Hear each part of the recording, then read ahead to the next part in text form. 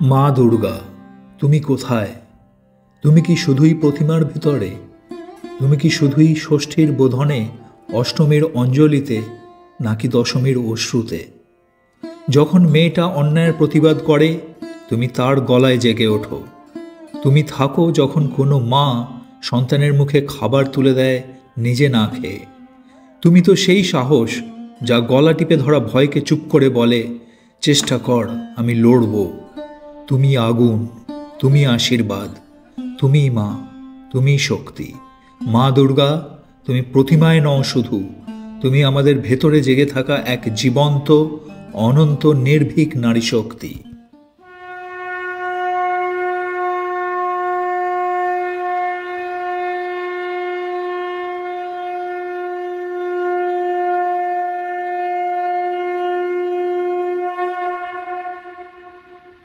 मधुकैटव विध्वंसी विधात्री वरदे नमः। रूपं देहि जयं देहि यशो देहि दिशो जहि। महिषासुरनिर्नाशि भक्तानां सुखदे नमः। रूपं देहि जयं देहि यशो देहि दिशो जहि। মন ভোলানো শিউলি ফুলের সুবাসে দিনের সূচনা, কাশ ফুলের জঙ্গলে হারিয়ে যাওয়ার বৃথা চেষ্টা, শরতের নীল আকাশে ডানা মেলে ওড়ার অলিক ইচ্ছে, ঢাকের তালে নেমে আসা সন্ধে,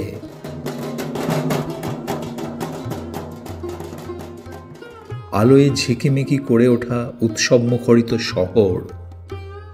এই সবের মাঝে প্যান্ডেলের ভিড়ে হঠাৎ তোমার সাথে দেখা, মুহূর্তে যেন মনটা ভেসে যায় কোন সুদূরে। ষষ্ঠীতে হৃদয় হরণ, সপ্তমীতে পরিচয় পর্ব, অষ্টমীতে আরেকটু কাছে আসা, নবমীতে হাতের ওপরে হাত, ঢাকের তালে যেন বুক কেঁপে কেঁপে উঠছে। দশমীতে পুজোর সমাপ্তি হলেও তুমি থেকে গেলে পুজোর কয়েকদিনের স্মৃতি নিয়ে। নমস্কার, আমি অর্ণব, আর তোমরা দেখছো আমার চ্যানেল অর্ণব ট্রাভেল নোটবুক। আজ মহালয়া, অর্থাৎ পিতৃপক্ষের অবসান, দেবীপক্ষের সূচনা। পুজো আসতে আর মাত্র 7 দিন বাকি, তাই সবাইকে জানাই শারদীয়ার আগাম প্রীতি ও শুভেচ্ছা। আমার চ্যানেলে সাধারণত তোমরা ঘুরতে যাওয়ার গল্প দেখতে পাও।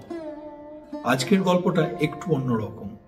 এটা একটা ছোট্ট প্রচেষ্টা আমার পুজো তুলে ধরার। এই ভিডিওটি সূচনাতে যে প্রেমের গল্পটি শুনছিলে, কি মনে হয় আমার গল্প? হতেও পারে, তবে আমি নিশ্চিত ক্যামেরার ওপারে বসে যারা শুনছো, 90% বাঙালি পুরুষেরই গল্প এটি, তাই নয় কি? কিছুদিন আগে আমার কয়েকজন বন্ধুর সাথে কফির আড্ডায় কথা হচ্ছিল। পুজো মানেই কলকাতা, কলকাতা মানেই পুজো, একদম ঠিক। তবে এটাও ঠিক, কলকাতা প্রেমের শহর, আর পুজোতে তো বাঙালি বারবার প্রেমে পড়েছে। তাই চলো, দুর্গাপুজো, কলকাতা আর পুজোর প্রেম, এই তিনের লাভ ট্রায়াঙ্গেলে হাবুডুবু খেতে খেতে বাকি ভিডিওটা দেখে নেওয়া যাক। আর তোমরা যারা সাবস্ক্রাইব করোনি, প্লিজ ভিডিওগুলি ভালো লাগলে সাবস্ক্রাইব করে নিও, আর তার সাথে বেল আইকনটি প্রেস করে দিও। তাহলে যখনই আমি কোনো একটি ভিডিও দেব, তার ইনস্ট্যান্ট নোটিফিকেশন তোমার কাছে পৌঁছে যাবে। সবাইকে শারদীয়ার প্রীতি ও শুভেচ্ছা। আমার কাছে কলকাতা মানে গঙ্গার ঘাটে বসে ম্যারাথন আড্ডা, গড়ের মাঠের ফুরফুরে হাওয়াতে নিজেকে ভাসিয়ে দেওয়া, সেন্ট পলস ক্যাথেড্রালে কিছুটা সময় নীরব কলকাতাকে অনুভব করা, হলুদ ট্যাক্সির নস্টালজিয়া, ক্রিকেট নিয়ে উন্মাদনা, আর যেটা না হলেই নয়, মাটির ভাঁড়ে চা, সঙ্গে আধুনিক কলকাতাকে আপন করে নেওয়া। আর যখন দুর্গাপুজোর আগে এই শহর সেজে ওঠে আলোয় আলোয়, তখন কলকাতা শুধু এক শহর নয়, সে হয়ে ওঠে উৎসবের প্রাণকেন্দ্র, আমার কলকাতা, দ্য সিটি অফ জয়।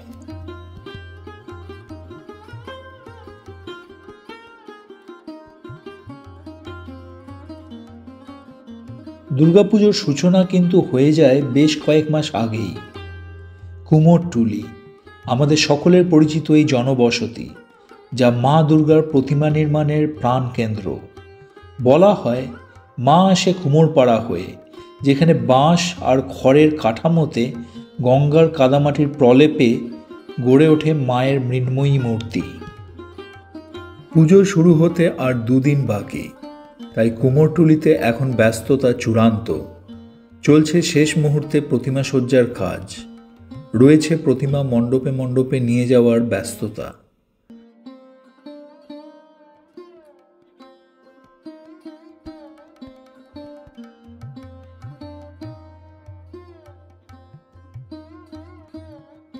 আর এক ধরনের ব্যস্ততা চোখে পড়ল আমাদের আবাসনে। মা দুর্গার এই 4 দিনের অধিষ্ঠান, সেই পুজো মণ্ডপকে নিপুণভাবে সাজিয়ে তোলা। ওই দেখো, আবাসনের সকলে একসাথে মিলে আলপনা দিতে ব্যস্ত।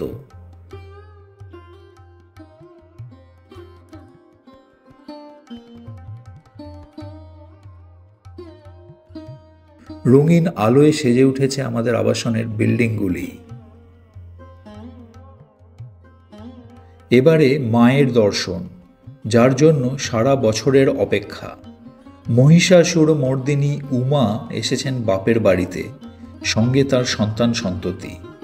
তাঁর ডান দিকে অধিষ্ঠান করছেন লক্ষ্মী ও গণেশ, এবং অন্যদিকে অধিষ্ঠান করছেন সরস্বতী ও কার্তিক। তুমি যদি সবার বাহনের দিকে লক্ষ্য করো, তাহলে দেখবে এদের মধ্যে একটা খাদ্য খাদকের সম্পর্ক রয়েছে, কিন্তু তার মধ্যেও একই চালচিত্রে এদের শান্তিপূর্ণ সহাবস্থান। এটাই হয়তো দুর্গাপুজোর অন্তর্নিহিত বার্তা। আজ থেকে পুজোর শুরু নবপত্রিকার রীতি মেনে। নবপত্রিকা পূজার মাধ্যমে দেবী দুর্গাকে আনুষ্ঠানিকভাবে আবাহন করা হয় পূজার জন্য। নবপত্রিকা হল 9টি পবিত্র উদ্ভিদের সমাহার, যেগুলিকে দেবী দুর্গার 9টি রূপ প্রতীক হিসেবে পূজা করা হয়। আজ মহাসপ্তমী, মা এসেছেন মর্তে।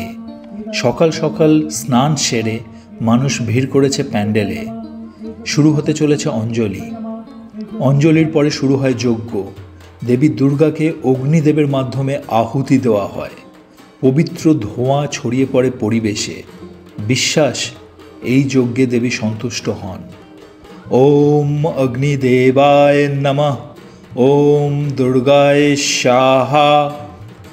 যতবারই এই মন্ত্র শুনি না কেন, শরীরের ভেতরে এক অদ্ভুত উত্তেজনা অনুভূত হয়।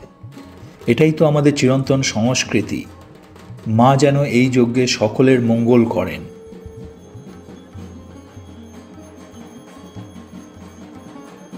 অতীতে পশুবলি ছিল একটি প্রচলিত রীতি, কিন্তু এখন আধুনিক সমাজে তার স্থান নিয়েছে সবজি বলি। মা দুর্গার সামনে প্রতীকী বলি, অশুভ শক্তির বিনাশের জন্য। মায়ের আশীর্বাদে যেন সমাজ হিংসামুক্ত হয়। এভাবেই দুর্গাপুজোর এক একটি রীতি, অঞ্জলি, যজ্ঞ ও সবজি বলির মাধ্যমে মিশে যায় আমাদের বিশ্বাসে, সংস্কৃতিতে এবং হৃদয়ে। মা এসেছেন, মা আছেন, আমরা কৃতজ্ঞ তার আশীর্বাদের জন্য।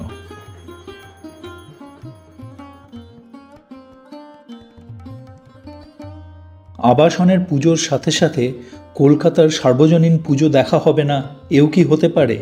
চলো দেখে নেওয়া যাক কলকাতার কয়েকটি পুজো।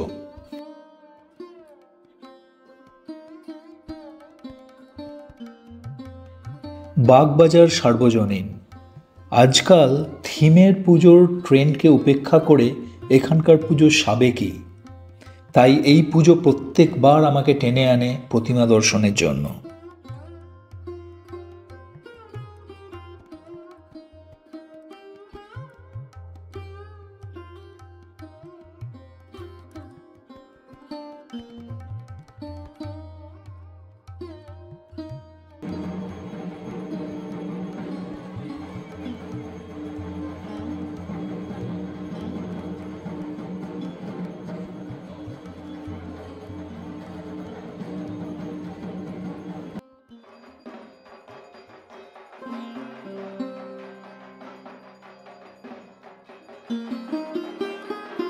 আজ নবমী, পুজোর শেষ লগ্নে সময় যেন থমকে গেছে।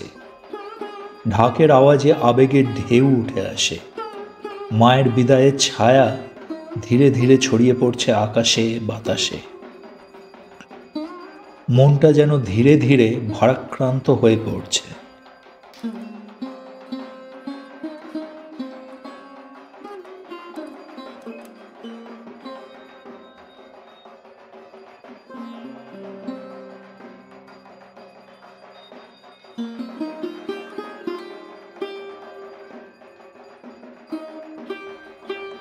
দশমীর সকাল। বিসর্জনের আগে মায়ের মুখের প্রতিফলন দেখার এক রীতি রয়েছে। বিসর্জনের আগে একটি ছোট পাত্রে স্বচ্ছ জল রাখা হয়। এই জলে মায়ের প্রতিমার মুখ দেখা হয়।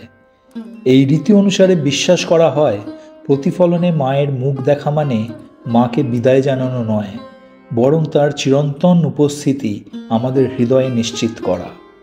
এরপরে মাকে বরণ করার পালা। দশমীর দিনে বিসর্জনের আগে বিশেষ করে বিবাহিত নারীরা মাকে লাল সিঁদুর, পানপাতা, ধানদুব্য, আলতা ইত্যাদি দিয়ে বরণ করেন।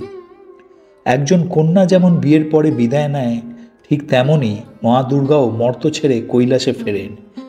তাই এই বরণ একাধারে ভক্তি, ভালোবাসা এবং বিয়োগের রীতি। মা আজ কৈলাসে ফিরে যাচ্ছেন। বলে গেলেন, আমি তোমাদের মাঝেই থেকে যাই। প্রতিটি মায়ের হাসিতে, প্রতিটি মেয়ের সাহসে, প্রতিটি আশীর্বাদে আমি আছি। তোমরা যেদিন কারো পাশে দাঁড়াও সেদিন আমি থাকি। তোমরা যেদিন অন্যায়ের বিরুদ্ধে আওয়াজ তোলো সেদিন আমি থাকি তোমাদেরই মাঝে। আমি তোমাদেরই ভেতরে জেগে থাকা এক জীবন্ত, অনন্ত, নির্ভীক নারী শক্তি।